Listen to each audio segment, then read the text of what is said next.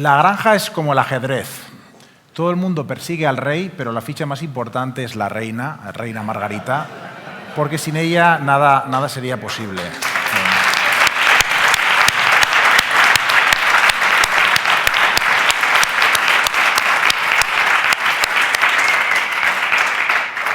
Nunca invitéis a un académico a hacer un resumen de nada, porque nos salimos con aquello de por un lado y luego por el otro lado lo contrario. Entonces esto es un poco aburrido. Pero voy a hacer por un lado y por otro lado. Empezaré con la parte negativa de lo que esta recopilación, esta visión del mundo que hemos tenido aquí. Decía Eurípides que cuando los dioses quieren destruir a los seres humanos no los exterminan, como ha dicho Carme con la inteligencia artificial, sino que los enloquecen, que es lo que está haciendo la inteligencia artificial. Y un poco el problema que tenemos ahora es precisamente con la inteligencia artificial, que nos está enloqueciendo. También Trump es un loco. Es un loco en el sentido de Maquiavelo, como dijo Juanjo ayer. Es un loco como Nixon, es decir, un político que intenta disuadir al rival diciendo que va a ser capaz de apretar el botón nuclear, pero un loco, no alguien que pretenda exterminar la humanidad. Comenzábamos el viernes con aquella frase del ministro de Asuntos Exteriores británico que decía aquello de que las lámparas de Europa se apagan y no volveremos a verlas encendidas en nuestra vida. Y sí que parece que las luces se apagan, las luces de Europa en primer lugar. Se nos han acabado los apelativos para referirnos a Europa. Europa, un paquidermo. Europa, un great power bonsai. Europa, un enano tecnológico. Europa, atrapada por la regla de la unanimidad. Es muy difícil que 27 vecinos se pusieran de acuerdo para montar un ascensor, y asfixiada también por una regulación extrema. China ya no copia, sino que innova, y nosotros innovábamos y ya no innovamos. Éramos técnicamente muy avanzados, pero de la tecnocencia europea nos hemos pasado a una tecnorregulación. Con lo cual Estados Unidos quizás tiene tecnócratas, pero nosotros parece que tenemos tecnoparias. ¿Podremos recuperar eso? Parece difícil. La luz, no solo de Europa, sino la luz del mundo también se está apagando. Quizás una de las mejores metáforas que hemos oído es la idea de que el mundo es como un patio de colegio donde teníamos un profesor que era Estados Unidos, un profesor severo, un profesor que quizás no gustaba a todo el mundo, pero que sabías que mantenía el orden.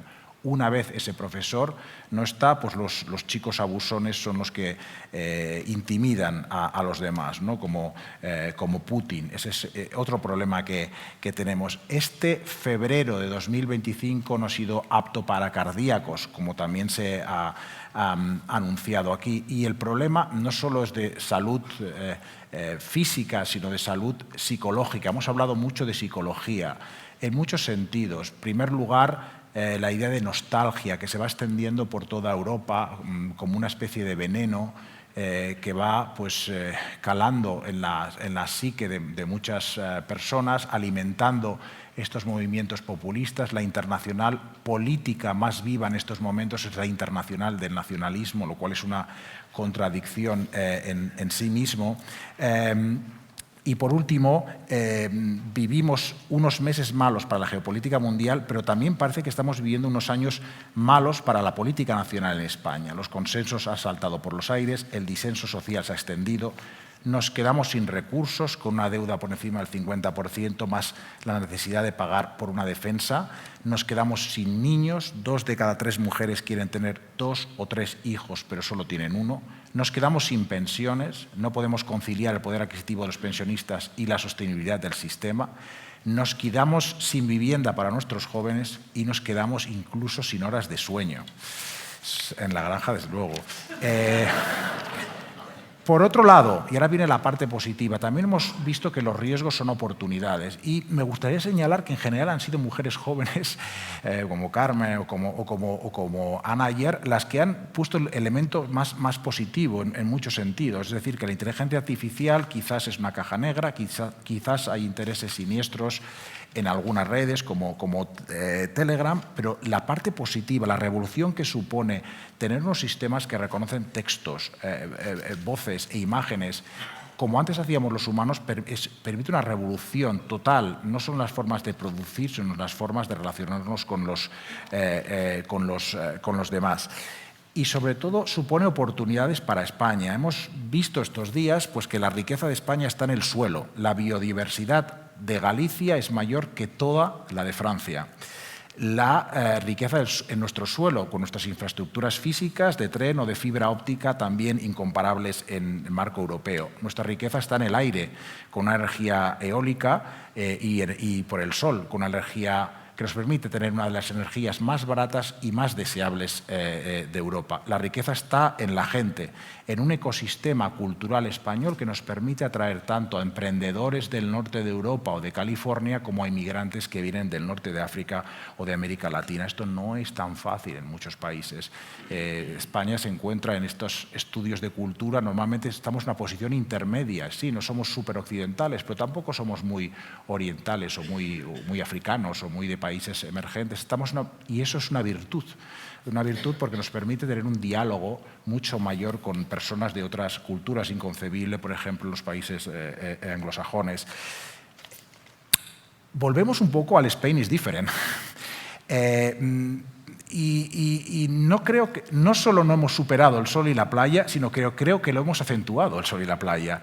Porque el sol ahora nos da no solo turistas, sino energía solar, y la playa nos trae no solo turismo, sino la posibilidad de tener, por ejemplo, estos trabajadores, estos nómadas digitales y estos españoles, consultores tecnológicos, etcétera, que han convertido a la economía española una de las economías que crece más de Europa y, en particular, en servicios tecnológicos, en servicios no turísticos. De alguna manera, el mapa de Europa se ha dado la vuelta y si antes, hace unas décadas, las esperanzas estaban en el norte y en el oeste, y en el este, ahora parece que están más bien en el oeste y en el sur. Y España se encuentra en una posición privilegiada. ¿La defensa es un problema? Sí, la defensa es un problema y la poca innovación es el otro gran problema que hemos visto estos días. Pero estos dos problemas, en realidad, el uno es la solución del otro, ¿no? Porque hemos visto que el modelo americano fue precisamente la inversión en defensa la que llevó a la innovación. Pues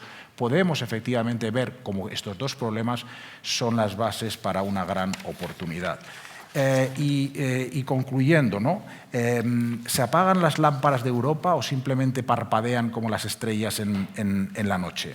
Pues bueno, yo creo que a corto plazo seguiremos disfrutando en Europa y en España de una renta alta, de pensiones decentes, de viviendas en propiedad para una gran mayoría, de un crecimiento quizás en España por encima de la media europea y no vamos a vivir una primavera demográfica, pero quizás el invierno demográfico va a ser más suave que en muchos otros países. El problema está en el futuro. Ahí es donde está el problema. Yo creo que si los jóvenes, tanto en términos absolutos como relativos, no sé si van a vivir como nosotros, y es un tópico decirlo, pero creo que esta es una cuestión que ha sido subyacente en muchas de las intervenciones aquí. Así que mi conclusión sería que tendríamos que dar una vuelta por completo, como un calcetín, a la predicción del ministro Grey. Es decir, podríamos decir que las lámparas de Europa están encendidas, algunas incluso brillantes, no las vamos a ver apagadas en nuestra vida, pero nuestros hijos, desgraciadamente, quizás sí. Pero para evitarlo vamos a necesitar diálogos intergeneracionales como el que hemos tenido aquí. Así que nos vemos en el futuro, que ya tiene fechas, el 5 o 7 de marzo de 2026. Muchísimas gracias.